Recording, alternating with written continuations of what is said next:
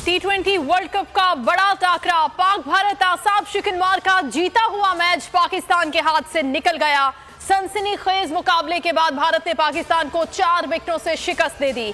160 run के ताकुब में सुरमाओं ने आखिरी बॉल पर हदफ को पूरा किया।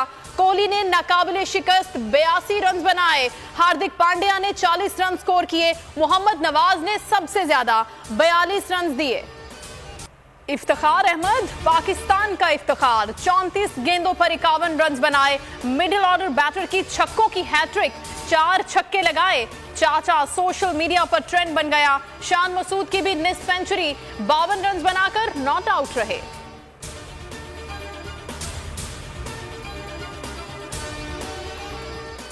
मेलबर्न मिनी पाकिस्तान बन गया। स्टेडियम के अंदर और बाहर सब्ज हिलाली परचमों की बहार। शायकीन पाकिस्तान जिंदाबाद के नारे लगाते रहे। बाबर 11 का हौसला बढ़ाते रहे। ग्रीन शर्ट्स के हर स्ट्रोक और विकेट पर भरपूर दाद दी।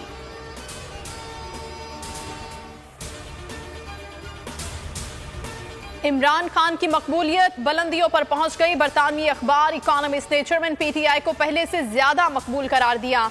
कहा, अप्रैल में इक्तदार से निकाले जाने के बाद यूं लगता था कि इमरान खान का सियासी करियर खत्म हो गया, लेकिन खामोशी से घर बैठने की बजाय वो सड़कों पर निकले और रैलियां निकाली। पहले से ज्यादा मकबूल रहनुमा के तौर पर सामने आए हैं। हुकूमत का गैर जमहूरी रवैया या इंतकामी कार्रवाई। पीटीआई के एमएनए सवाले मोहम्मद की पुलिस के हाथों तज़हीक, रुकन के गले में तख्ती डालकर तस्वीर खींची गई। इमरान खान की शदीद मजम्मत।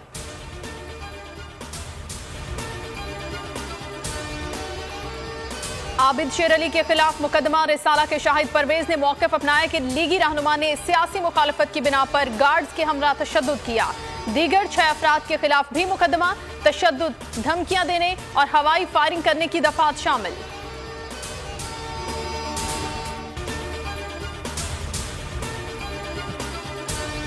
एक बार फिर नंबर 1 बोल न्यूज ने एक बार फिर सारे रिकॉर्ड तोड़ दिए। मुल्क की सियासी सूरत हाल पर तो बाद में बात करूंगा। ये लाल हवेली का बताइए, ये क्यों छीनना चाहते हैं आपसे? बोल का प्रोग्राम तज्जिया 8 बजे की स्लॉट में सबसे ज्यादा देखा गया। कि जी तौहीन अदालत की कार्रवाई की जाए। इमरान खान के साथ इसलिए खड़ा हूँ कि मैं नस्ली और असली हूँ। 41% सारिफीन ने सिर्फ बोल देखने का इंतखाब किया, क्योंकि बोल है नंबर 1। सबसे ज्यादा व्यूज, सबसे ज्यादा रील्स और सबसे ज्यादा रेटिंग के साथ बोल अब भी नंबर 1 पोजीशन पर बरकरार। सब्सक्राइब करें और बेल दबाएं ताकि कोई खबर रह न जाए।